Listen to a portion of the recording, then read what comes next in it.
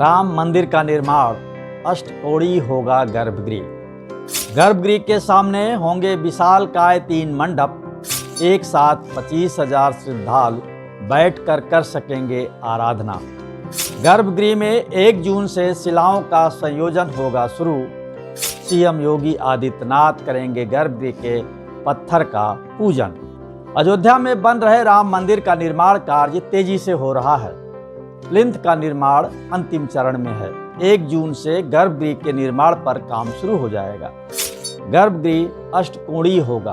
गर्भगृह के सामने विशालकाय 3 मंडप होंगे, जिन्हें मंदिर की परंपरा में जगमोहन कहा जाता है, जबकि वास्तुशास्त्र की भाषा में इन्हें कोली, नृत्य मंडप और रंग मंडप के नाम से पुकारते हैं। ये मंडप बहुत विशालकाय होगा।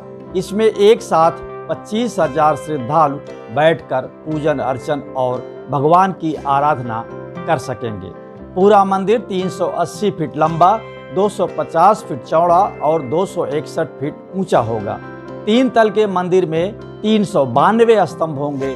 भूतल पर 166, प्रथम तल पर 144 तथा दूसरे तल पर 82 स्तंभ बनेंगे।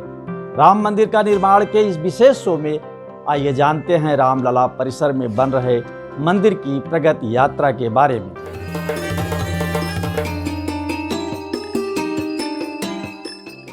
पिंडवारा में तराशी गई शिलाएं गर्भगृह में होंगी प्रतिष्ठित। राम मंदिर निर्माण में कुल 4,70,000 घन फीट नक्काशीदार पत्थर लगेंगे। मंदिर के आकार में बदलाव की वजह से गर्भगृह के लिए पत्थर नए सिरे से तैयार करने पड़ रहे हैं। 1 जून से राम मंदिर के गर्भगृह यानी महापीठ का निर्माण कार्य शुरू कर दिया जाएगा। उधर प्लिंथ निर्माण के साथ साथ मंदिर निर्माण का कार्य भी चलता रहेगा। राजस्थान के सिरोही जिले के पिंडवारा में तैयार नक्काशीदार गुलाबी बलुआ पत्थर की शिलाएं सबसे पहले गर्भगृह में प्रतिष्ठित की जाएंगी। इसी के साथ नक्काशीदार पत्थरों से गर्भगृह आकार लेने लगेगा। इस समय राजस्थान की 4 कार्यशालाओं में मंदिर के अनुरूप पत्थरों की तराशी और नक्काशी का काम चल रहा है। मकराना के सफेद कंचों से बनेगा गर्भगृह। गर्भगृह में 1 जून से निर्धारित मानचित्र के अनुरूप शिलाओं का संयोजन शुरू हो जाएगा। राम जन्मभूमि तीर्थ क्षेत्र ट्रस्ट के महासचिव चंपत राय के अनुसार गर्भगृह में लगने वाली शिलाओं में राजस्थान के सिरोही के अलावा भरतपुर के बंसी पहाड़पुर क्षेत्र की पहाड़ियों से लाई गई शिलाएं भी लगेंगी। इन लाल बलुआ पत्थर की शिलाओं के अलावा गर्भगृह के अंदर राजस्थान के मकराना पहाड़ियों के सफ़ेद कंचों का भी प्रयोग किया जाएगा। मकराना में सफ़ेद कंचों की नक्काशी का भी काम प्रगति पर है। इनमें से कुछ नक्काशीदार संगमरमर के ब्लॉक अयोध्या पहुंच चुके हैं, जबकि मंदिर के राफ्ट पर 6.5 मीटर ऊंची प्लिंथ और रिटेनिंग वॉल का निर्माण हो रहा है। इसमें कर्नाटक और तेलंगाना के ग्रेनाइट पत्थर के ब्लॉक लगाए जा रहे हैं। प्लिंथ सितंबर माह तक तैयार हो जाएगा। टंग एंड ग्रूव प्रणाली से आपस में जोड़े जाएंगे पत्थर। गर्भगृह के लिए शुरू होने वाले निर्माण कार्य में भी सीमेंट और लोहे का इस्तेमाल बिल्कुल नहीं होगा। पत्थरों को आपस में जोड़ने के लिए टंग एंड ग्रूव प्रणाली का प्रयोग होगा। राम मंदिर के निर्माण कार्य में जुटे एक इंजीनियर ने बताया कि नक्काशीदार पत्थरों को इसी पद्धति से जोड़ा जाएगा। राम जन्मभूमि तीर्थ क्षेत्र ट्रस्ट के महासचिव चंपत राय के अनुसार अभी तक जमीन से नीचे 40 फुट गहरी मंदिर की नींव बन चुकी है। इसमें कहीं भी लोहे की सरिया नहीं लगी है। ग्रेनाइट पत्थर से 21 फुट ऊंचा मंदिर का चबूतरा बन रहा है। पत्थरों को जोड़कर ही चबूतरे का ढांचा बन रहा है। इसमें किसी तरह के केमिकल का इस्तेमाल नहीं हो रहा है। 5 गुंबद वाला दुनिया का अकेला राम मंदिर। राम मंदिर ट्रस्ट के अनुसार राम नगरी में बन रहा मंदिर दुनिया का सबसे अद्भुत मंदिर होगा। इसमें हजारों विशेषताएं होंगी जो दुनिया भर के और मंदिरों से अलग होंगी। 70 एकड़ में फैले राम जन्मभूमि परिसर में बनने वाले इस मंदिर में 5 गुंबद होंगे। मंदिर में गर्भगृह, रंग मंडप, नृत्य मंडप के साथ 2 और मंडप बनाए जाएंगे। अभी 5 गुंबदों वाला राम मंदिर दुनिया में कहीं और नहीं है।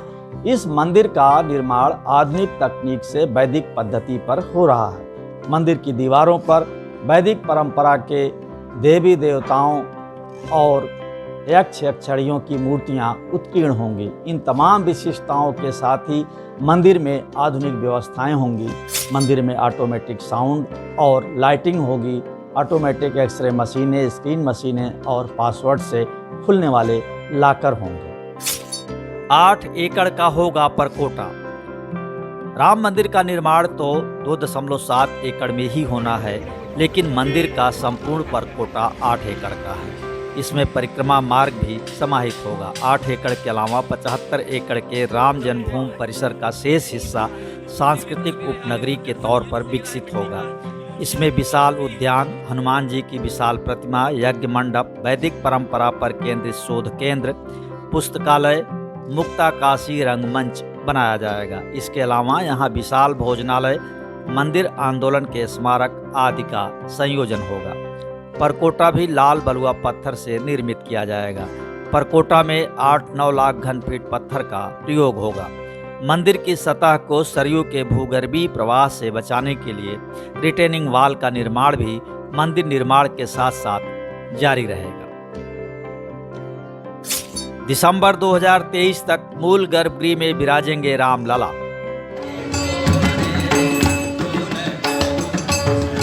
संपूर्ण मंदिर का निर्माण तो साल 2025 के अंत तक संभावित है, लेकिन गर्भगृह और प्रथम तल के निर्माण के साथ साथ रामलला मूल गर्भगृह में अगले वर्ष दिसंबर तक विराजमान हो जाएंगे।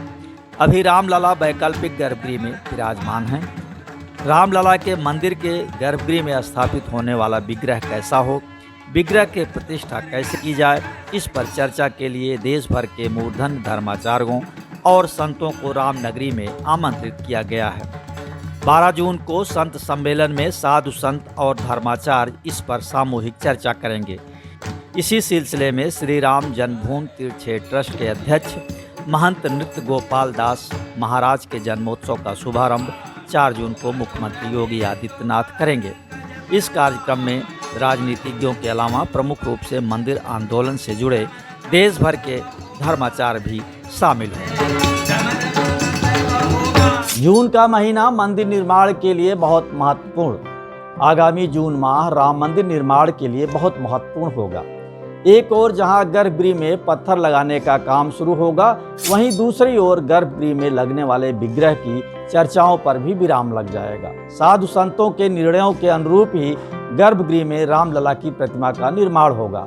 राम मंदिर के निर्माण की प्रगति को देखते हुए ये निश्चित तौर पर कहा जा सकता है कि अगले साल दिसंबर 2023 तक गर्भगृह में रामलला विराजमान हो जाएंगे। गर्भगृह इतना अलौकिक और दिव्य होगा कि इसे भक्त सिर्फ देखते ही रह जाएंगे। राम मंदिर का निर्माण के इस विशेष शो में आज बस इतना ही।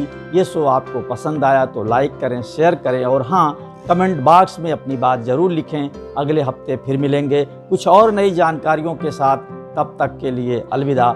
जय श्री राम।